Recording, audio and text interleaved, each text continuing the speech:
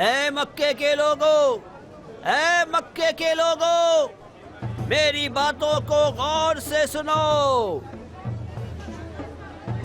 یہ آواز کہاں سے آ رہی ہے؟ اے مکے کے لوگوں، میری باتوں کو غور سے سنو، ضرور کوئی بات ہے۔ دھیان سے سنو، غور سے سنو۔ اے مکے کے لوگوں، قریش کے سرداروں نے ایک عہد نامہ لکھا ہے۔ سب کو چاہیے کہ اس عہد نامے کی پابندی مرتے دم تک کریں۔ اے مکے کے لوگوں، میری باتوں کو غور سے سنو۔ کیا ہوا؟ یہ کس چیز کی بات کر رہا ہے؟ عہد نامہ یہ ہے، میری بات کو غور سے سنو۔ قریش کے سرداروں نے یہ ایک عہد نامہ لکھا ہے۔ سب کو چاہیے کہ مرتے دم تک اس کی پابندی کرے۔ اے مکے کے لوگوں، عہد نامہ یہ ہے، پہلی شق، محمد کے پیرووں کے ساتھ کسی قسم کا لین دین منع ہے۔ کسی کو حق نہیں پہنچتا ہے کہ مسلمانوں سے کوئی چیز خریدے، کسی کو حق نہیں پہنچتا ہے کہ ان کے ہاتھوں کوئی چیز فروخت کرے۔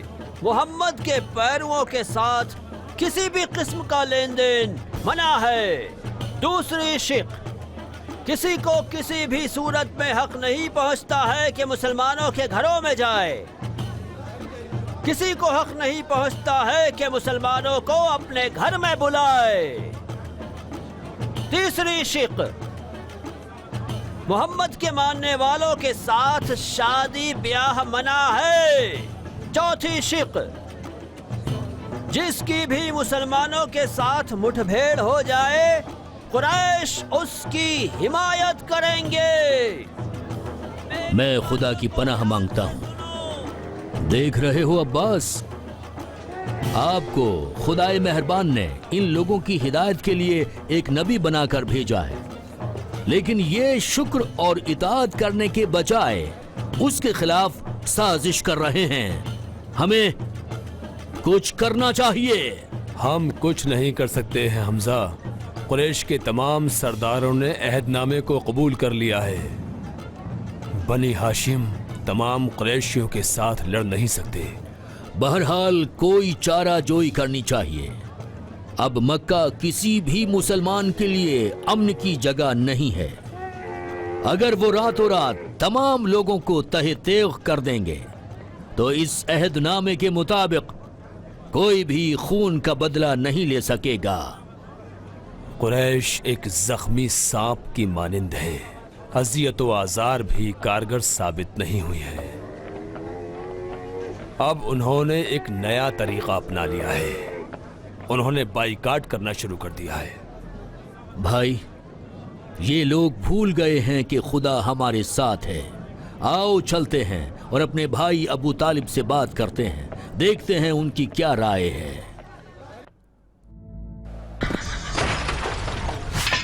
چلو نکلو یہاں سے، بھاگو یہاں سے، چلو تم لوگ، ہٹ جاؤ تم لوگ، ہٹو ہٹو، ہاں یہ لے یہ لے یہ لے یہ لے، ہاں چل بھاگ بھاگ۔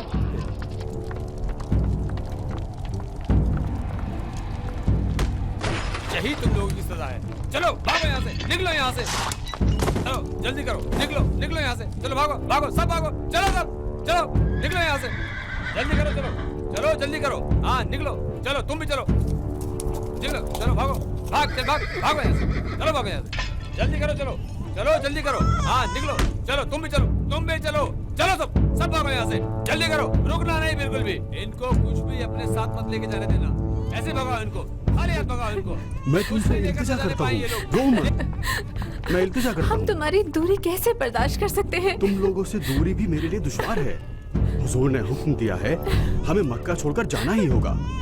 کوئی تمہیں نقصان نہیں پہنچائے گا۔ مکے میں مسلمانوں کے لیے امان نہیں ہے۔ اگر ایسا ہے تو میں بھی تمہارے ساتھ چلتی ہوں، ذرا رکو۔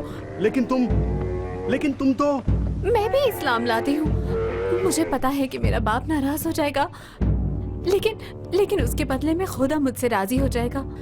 इस तरह मैं अपने मेहरबान शौहर के साथ रह सकती हूँ। खुदा का शुक्र है तुम भी मुसलमान हो गई। तुम रहोगी तो मैं सख्तियों को अच्छी तरह बर्दाश्त कर सकूंगा। हाँ। आओ चलो चलते हैं। आओ चलो चलते हैं। ए अबू तालिब, क्या आप समझते हैं कि एक दिन हम अपने घरों को लौट जाएंगे? बेटे, खुदाबंदे आलम ने इरादा किया है कि वो अपने नबी के हाथों अपने घर और मुकद्दस शहर को शिर्क व बुत परस्ती से पाक करेगा। वो दिन दूर नहीं जब ये शहर तौहीद परस्तों का मुकाम बन जाएगा। मगर आगे एक मुश्किल रास्ता है, लेकिन जान लो कि खुदा अपने बंदों का अपनी सख्तियों के जरिए इम्तिहान लेता है, इसलिए सब्र करो।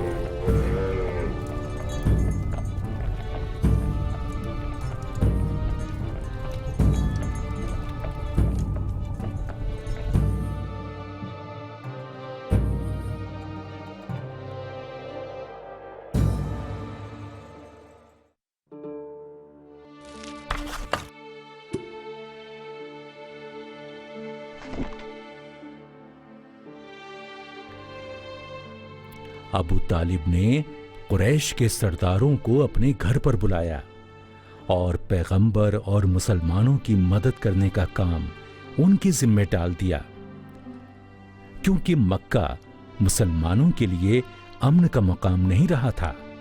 लिहाजा ये तय पाया कि मुसलमान मक्के से बाहर एक दर्रे में पनाह लें। चुनांचे मुसलमान अपने घरों को छोड़कर उस दर्रे में जा बसे। ये उनके लिए एक सख्त दौर था, ताकि अपने ईमान और साबित कदमी को आजमा सकें।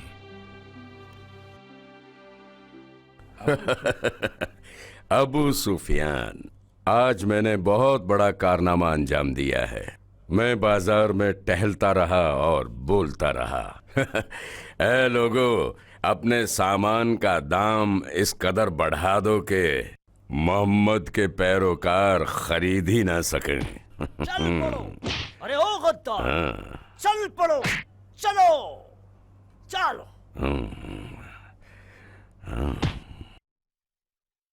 चलो, अरे ओ गद्दार, लगता है अबू हकम है खदीजा के भतीजे को बुरी तरह मारता हुआ और घसीटता हुआ यहाँ ला रहा है। मैंने अपनी इन आंखों से देखा है कि ये आदमी चोरी छिपे ऊंट पर खाने का सामान शैब में ले जा रहा था। क्या? राशन की खेप? तुम्हें पता है क्या कर रहे हो भाई? हम इतनी सारी कोशिश कर रहे हैं कि मोहम्मद के मानने वालों पर दबाव बनाएं। ऐसी हालत में तुम ऊंटों पर उसके लिए राशन लाद कर ले जा रहे हो? क्या तुम्हें शर्म नहीं आती? क्या तुझे मालूम है क्या कर रहा है तू? मैंने अपनी आंखों से देखा कि ये शैब के नजदीक पहुंचा। इसने ऊंट की लगाम को उसकी गर्दन में बांध दिया और शैब की तरफ छोड़ दिया। ऊंट भी दर्रे के रास्ते पर चल पड़ा। अगर मैं अबू तालिब के पहरेदारों से न डरता तो मैं खुद ऊंट को भी वापस लेकर आता। अब ऐ अबू सुफियान, तुम खुद कहो इस गद्दार शख्स की सजा क्या है? बोलो क्या है? सर उठाओ। अब सुनो, तुमसे इस तरह की खयानत की तवक्को नहीं रखता था।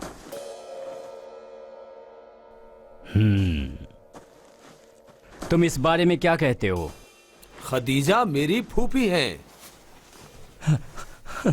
मैं तुम लोगों की तरह अपने रिश्तेदारों से गाफिल नहीं रह सकता हूँ। तुम लोग किस तरह से अबू तालिब और खदीजा जैसी बुजुर्ग हस्तियों को तकलीफ दे सकते हो? और तुम बुलबुल की तरह चहकना बंद करो।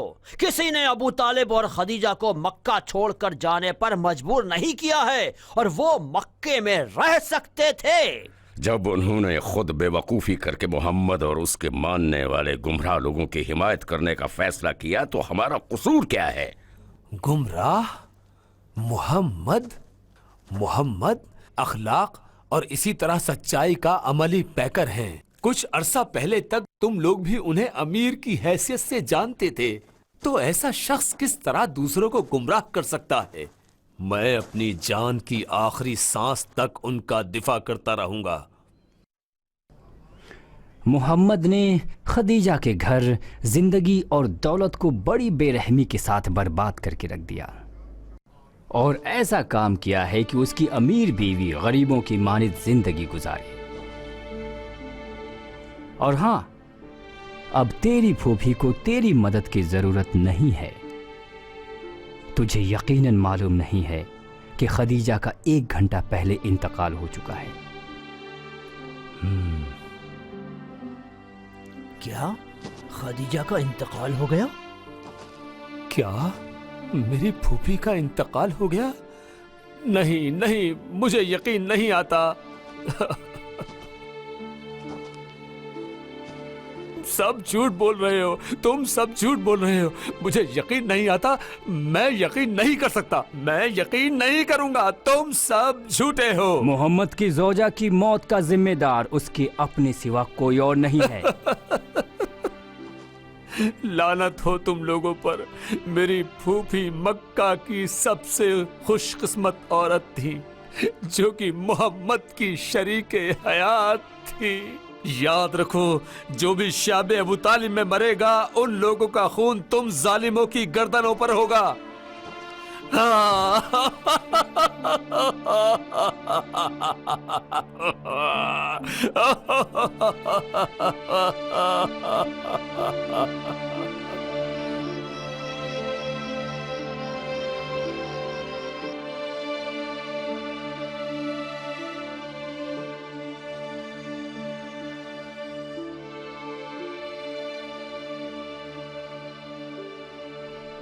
सुहैर, क्या ये रवा है कि हम बेहतरीन खाने खाएं और बेहतरीन किस्म के कपड़े पहने, लेकिन हमारे रिश्तेदार शेब अबू तालिब में भूखे और नंगे जिंदगी गुजारें? मुझे अरबों की इज्जत और शराफत की कसम है, अगर हम अबू जहल के रिश्तेदारों के बारे में इस तरह का फैसला करते और इस अहदनामे पर दस्तखत करने के लिए कहते, तो वो हरगिज़ इस काम के लिए तैयार ना हो जाते। अभी इसने आगे बढ़कर बनी हाशिम और अब्दुल मुत्तलिब की औलाद पर इस किस्म की पाबंदियां आयद करने के लिए अमल का बेड़ा उठाया है। देख रहे हो ना तुम? होशाम, तुम्हें तो मालूम है कि मैंने कुरैश के इस फैसले की कभी तायीद नहीं की और उस पर दस्तखत नहीं किए हैं। मैं अकेला कुरैश के मुकाबले में खड़ा नहीं हो सकता हूँ, लेकिन अगर तुम भी मेरा साथ दोगे, मैं खानदान बरी हाशिम की अजमत की कसम खाकर कहता हूँ, मैं खुद इस जिल्लतानेज़ अहदनामे को फाड़ दूंगा। तुम एक बहादुर आदमी हो, हम अपनी जान की बाजी लगा देंगे, लेकिन तुम्हारा साथ देंगे।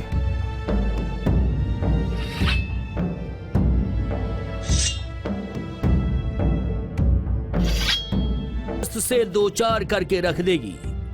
ये तौहीद परस्तों के लिए एक और कामयाबी है। अब हम मक्का वापस जा सकते हैं।